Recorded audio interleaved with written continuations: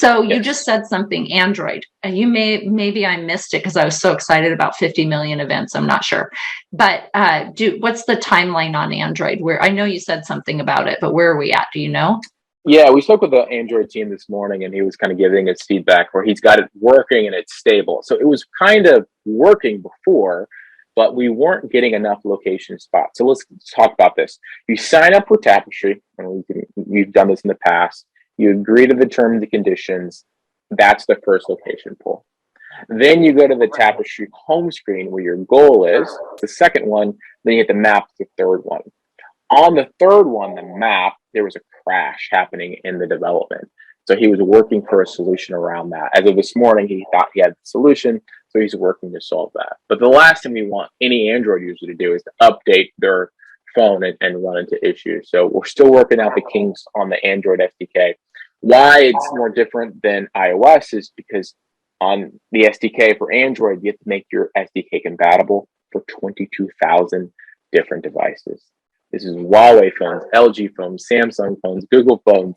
Whereas on the iOS side, it's just iPhones. And Apple generally forces consumers to update apps automatically. So it's just a bit more work on the Android side, but we're getting there, getting closer and closer.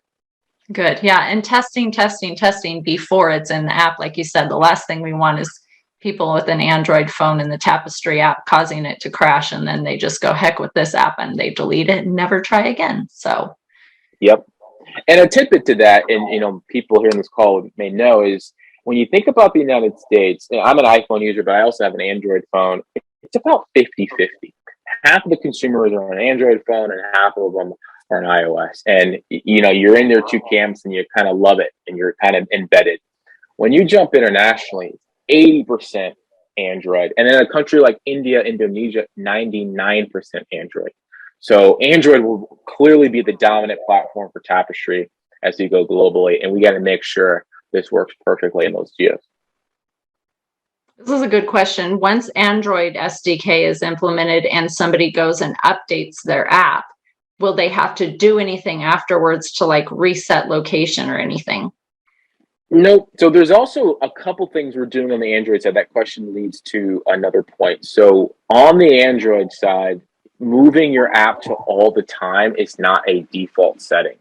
On iOS, it is. Literally, it goes from, this app wants to track you or track your location. I'll allow while in the app, never, etc. You say allow while using. The next prompt is always. That solves the iOS side. On the Android side, you don't have the allow all the time until you actually go to your settings. So in our new build for Android, it literally will redirect you back to the settings and location permissions. And if you don't allow anything, you can't even move forward at all. So that should help, especially as we expand internationally. Yeah, for But sure. no, nothing to answer back to your actual question.